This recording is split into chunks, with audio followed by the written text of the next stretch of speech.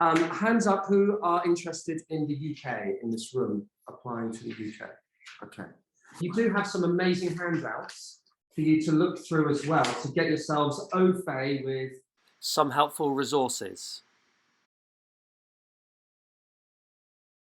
Right. Now, UK students, well done for getting through and waiting to hear about the UK personal statement whilst listening to a lot of US stuff. UK personal statement is different. These are the things that you need to include. Why are you applying? What subjects interest you? What are your ambitions when you finish your degree course? Okay, so it's all about kind of what you're going to do and what you enjoy. And can you demonstrate you like the subject? Okay, so what things, you also need to highlight what makes you suitable for the course. That's a big common feature in the UK personal statements, okay? So you can demonstrate that you're suitable through skills, through knowledge, through achievement, from any source. It can be from hobbies, from things you've done in school, from your education, from work, anything.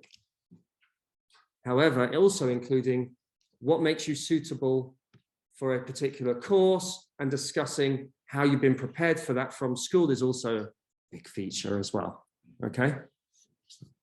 Which of your skills or experiences are relevant to the course itself? So that means you need to have spent time researching the course, knowing the course content, for you then to kind of talk about what's relevant to the course, okay? So check the course listings to understand the qualifications that are required. So thinking about your planning, a few bubbles here to think about, okay? You can think, so you could like, in effect, be brainstorming things that you have done when you know what course you're applying for. Don't start this unless you know what course you're applying for. If you're still at that stage and you don't know what course you want to apply for, which is not me, then you know, spend time with a college counsellor because we'll help support you with that, okay? Just a caveat that's important. So thinking about voluntary work, work experience, attending some summer schools may have some relevance in the course you're applying for. Any taster days that you may have been on, any sports clubs, hobbies, particularly if they're relevant to your course, can be thought about or used. Entering academic competitions, reading serious newspapers, journals, scientific journals, books. There is, you'd have seen already, there is a framework here for you, a range of different questions to help you with your planning, okay? If you're able to go through that and answer those questions, then you're generally, you know, on path for a first draft, okay? You don't need to structure it the same way, but it helps get that reflection going, thinking about what is it that I have done that makes me suitable, okay? It's a double-sided page. I've just shown you a little bit there.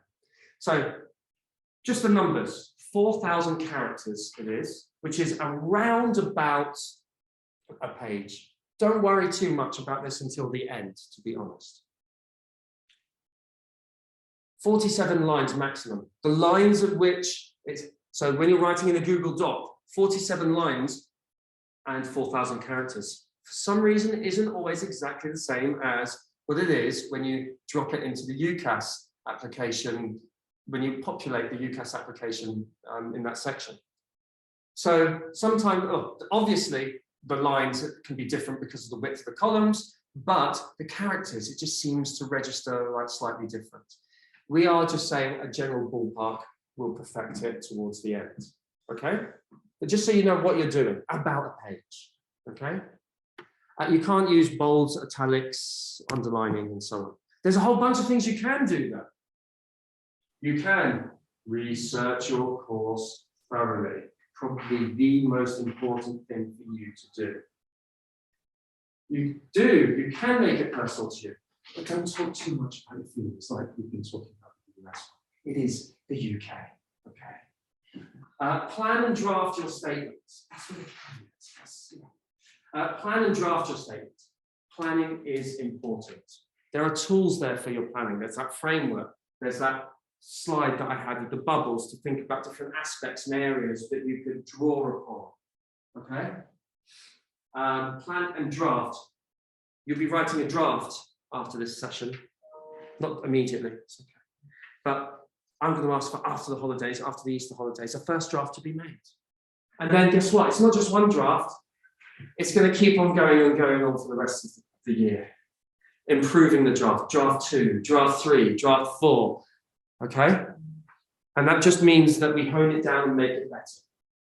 You do need to proofread and make sure it's checked. You do need to always give evidence and examples. If you make a statement, you need to qualify it. Again, nothing different to what you'd have learned in English. If you make a statement, qualify it. Okay, support what you're saying with additional evidence. Show your enthusiasm and commitment to the subject. You're not showing your enthusiasm and commitment to a university, even though that's what you put. I want to go to LSE because, like, everyone says it's great. Right? No. You are showing your enthusiasm to the subject in which you're applying and demonstrating your interest and your suitability. Okay? And the reason why is because you apply to 5 universities all at the same time, and all 5 see that one personal statement. Okay? Focus on recent achievements. We're talking, don't talk about something you did in grade 6. Okay? Grade 9 upwards generally. If you don't have anything, then we can talk and see what we can do. Okay? Include relevant transferable skills. Transferable skills, I will talk about transferable skills a little bit later on. Skills that can be used in one area and used in another area, like leadership, teamwork. These are the normal things people write. Time management, but try and go beyond just those usual 3 or 4. Okay, communication skills. By doing D&V, I learned better communication skills. Boring, everyone writes that. Go further. A bit more reflection needed. Okay? Be analytical, not just descriptive. Kind of tying into what I've been saying there. But don't plagiarize. They've got a software called Copycatch.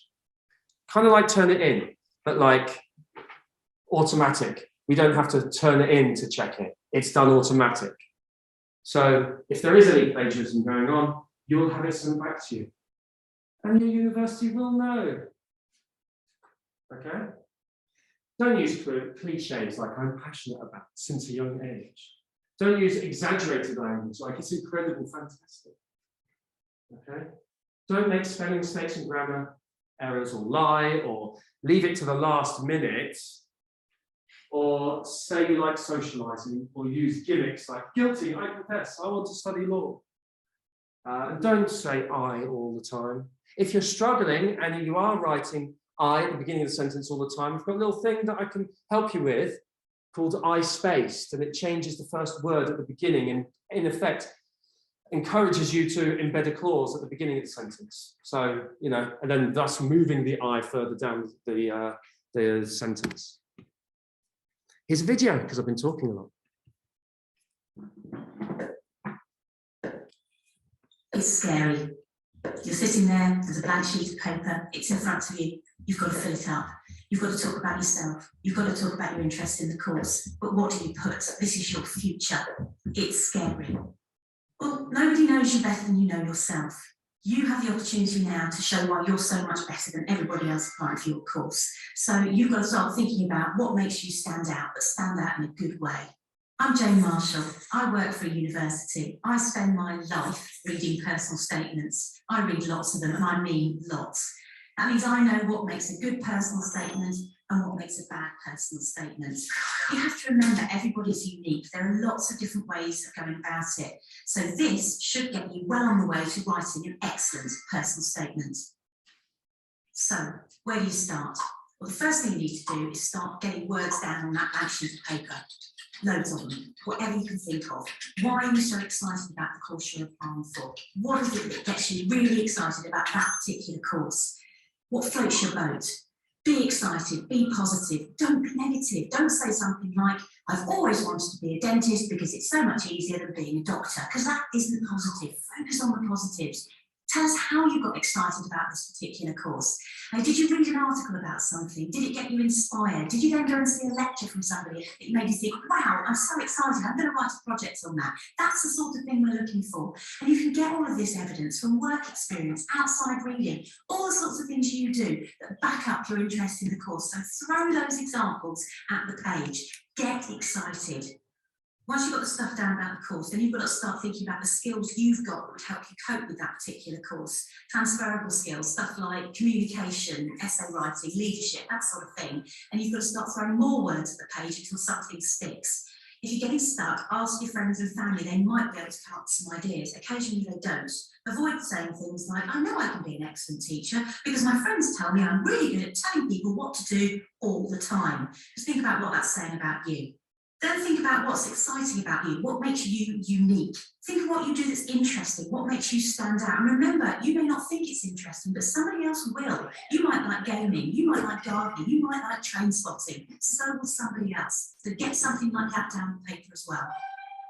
So what do you do next? You've got this big sheet of paper with all of these words on it, and you've got to get it into something resembling a personal statement. That means you've got to squash it, you've got to condense it. So you need to start off with a really punchy opening paragraph. This is the bit where you tell us how incredibly excited you are about the course you're applying for, and then you really understand what it is you're getting yourself into. Then you move on to the middle paragraph. That's the chunky bit. That's sort of all the evidence you're going to need to prove your interest in the particular course. You're also going to sprinkle in some of the bits about your skills and good qualities so we know you can actually do it, but that's your middle paragraph. And then you move on to the end bit, and that's the bit about the personal touch. This is the bit where you tell us you are unique. You tell us about the things you're interested in that will help you fit into university life as a whole. So, what do you avoid? Well, the first thing is verbal diarrhea. You've got to keep focused. You haven't got enough space to go off piste. So make sure you're being relevant about the course you're applying for. That's really important.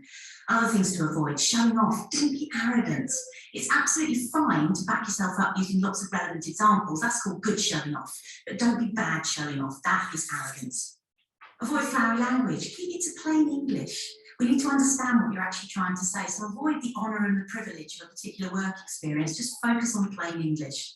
Avoid cliches. I don't want to see anybody saying, I've wanted to be a doctor ever since I was born. Because you haven't, that's rubbish. Keep it to actual, normal, plain English. Copying, don't copy. They have some software called Copycat. It will catch you if you copy somebody else's work.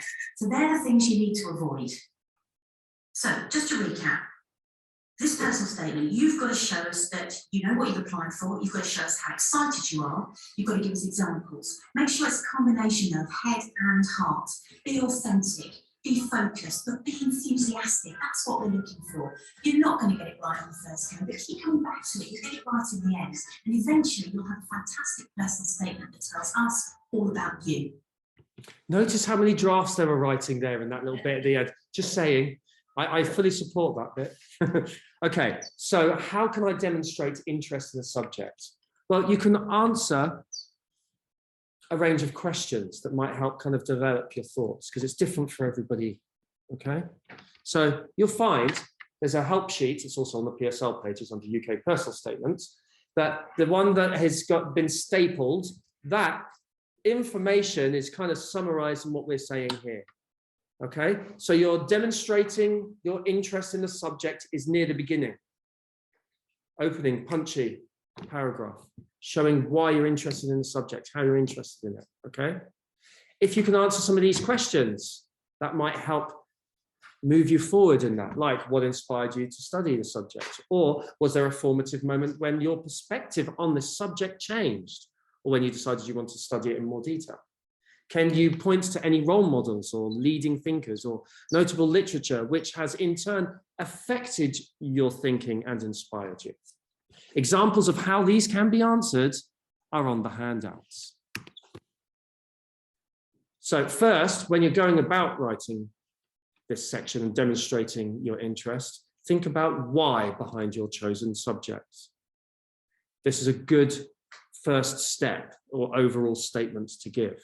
Next, then you need to be able to demonstrate with evidence of your suitability for the course or degree. So how do you demonstrate your skills, aptitudes that are necessary for the course? Again, there are some questions on the sheet, but also on here that you might want to ask yourself to see how you can start demonstrating that. Can you demonstrate critical and independent thinking around your chosen subject discipline? Are you able to demonstrate skills and competencies that are necessary to study at university? These might include teamwork, team management, and so on. Examples of how these can be answered are in the handouts. This is your structure. I know she said intro, middle bit, conclusion. I'm going further. Intro. In your intro, you're grabbing the reader's attention and demonstrating your interest in the subject. Then that middle section is actually two sections, in my mind: academic suitability and extracurricular or community stuff. Academic suitability, you're demonstrating your academic suitability evidence. One great way to do that is thinking about, what have I done in English class to make me a good journalist? Are there skills that I've learned in English that I can then use as evidence that I'm moving towards being prepared to study it at a higher level? Okay? If you need help thinking, what have I learned? What skills have I learned? A, you can ask teachers. B, you can check the syllabus. So, if you're doing an AP, for example, there are clear AP syllabuses or syllabi or course descriptors that you can look at and scan through and go, that and that is definitely what I'm definitely doing. Okay? And then throw that in here to say I'm passionate about geography and understanding how the patterns of human behavior affects the landscape by, and delving into it a little bit more, and then throwing in some evidence of how you've demonstrated that in class or beyond. Okay? So a good start is the syllabus. Okay? Just an example. Then, as well as all the other things you saw in the video and the bubbles, like any extra activities that you've done, any reading, outside reading you've done, any additional courses you've done, any kind of extra achievements that you've demonstrated within any fields related to the course that you're applying for. That goes in here, that academic suitability section. Then there is extracurricular activity. Demonstrate your skills to fit a university community. So this is really considering transferable skills. What are you like in a community as well? What are you giving to ACS that then you are really keen on then giving to the university? Okay? And then conclusion is literally, it can be a sentence or two where you reorient the reader, restating the highlights and finishing with a final sum. This is why you want me. Okay? So, really, I've kind of gone through these slides, really just on that last section. But it's a chance for you to kind of be aware that on this presentation, you can read these individually a bit more as well, So what the introduction will do, what you need to think about, discussing the academic achievements in that next paragraph, discussing how your subjects have prepared you for undergraduate education. Have you heard of MOOCs? Have you done any additional MOOCs outside learning in that particular subject that shows you're really interested in it? You have an you have an international education. You can frame your academic achievements in that context in your personal background. Not everyone's had an international education, okay? You may think it's normal because you're living it, but it's not, okay? So you could even highlight this as well, just saying. So, high school curriculum, university course content. This kind of chart, flow chart in effect, is a good way to approach how do you write that paragraph about academic suitability. Read the curriculum for the subjects you're learning in school. Look at the skills and learning outcomes that you have from studying them. Remember I said, knowing the course content is really important. Read the university course content. What and how will you learn stuff in the course? Look at the skills they're looking for to develop on the course. Now, thinking about these two things that you've done, look for links between the university and the school curriculum. Focus on those, okay? Demonstrate evidence, the common areas between the current and future between the current and future courses of developing skills. So you're like saying, I'm beginning to learn how like the human behavior and society development affects the landscape, okay? And you see the fact that that's also something explored in the course. So now you can say, I have been developing my understanding in this, okay? Because you're not saying you know everything to do with that particular area. You're saying you're passionate, you're really interested in that, and you've been doing that in class, and you're going to keep doing it. That's where you're finding the link. And that's why the course is great for you. And then again, with evidence and further supporting points. So next section, you'll be able to read that later.